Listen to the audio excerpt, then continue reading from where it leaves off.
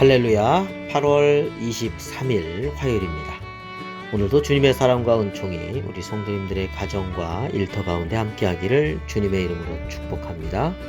오늘 우리가 함께 묵상하실 말씀은 요한계시록 14장 14절부터 20절까지 말씀이 되겠습니다.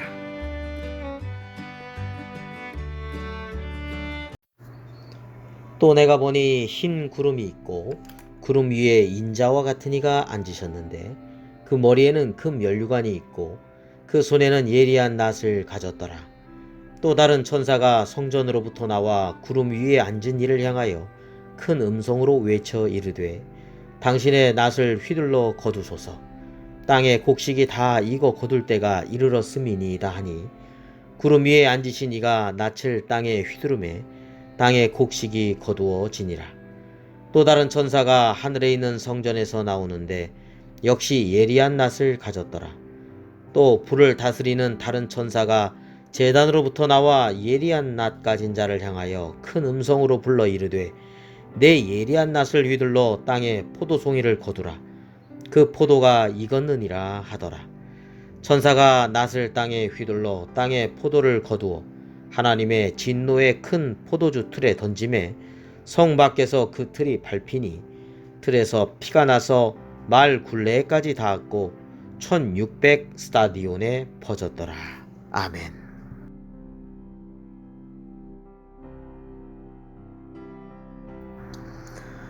오늘 말씀은 두 가지 추수 이야기입니다.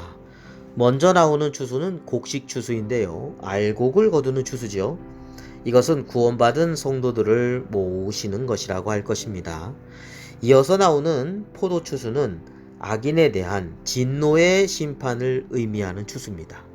자, 먼저는 구원이었고 나중은 심판의 이야기가 오늘 두 추수의 이야기입니다. 자, 먼저 곡식 추수는 그걸 거두시는 분이 예수 그리스도이십니다.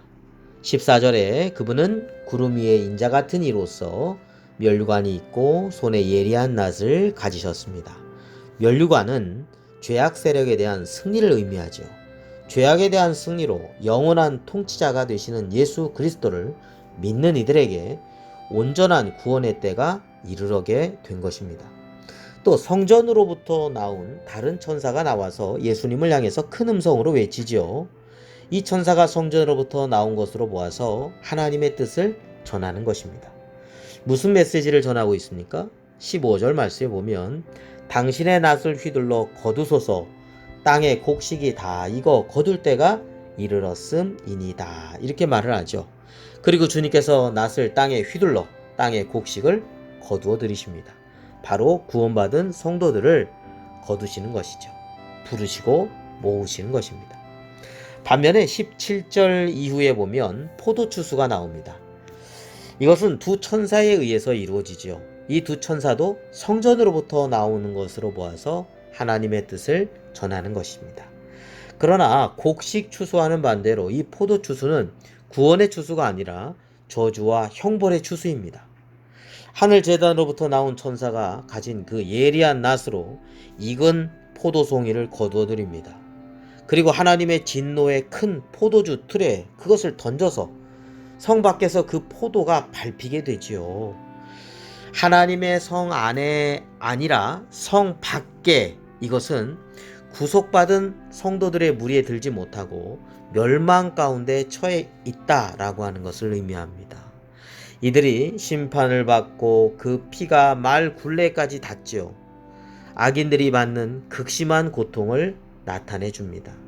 그 극심한 심판의 영역이 1600 스타디온, 한 스타디온이 오늘날로 말하면 192리터 정도 되는데요. 1600 스타디온, 이것이 의미하는 바는요, 상징적인 수로 봤을 때 사라고 하는 것, 동서남북, 이게 이제 사방위가 아니겠습니까? 그것을 제곱하면 4 곱하기 4, 16이죠.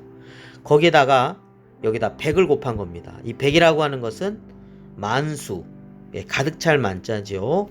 우리가 발가락, 손가락이 다 10개 아닙니까? 그렇죠? 예. 만수, 열을 제곱한 것이 100입니다. 그러니까 동서남북 사방위를 제곱한 16에다가 만수인 10의 제곱 100을 곱한 거, 16 곱하기 100.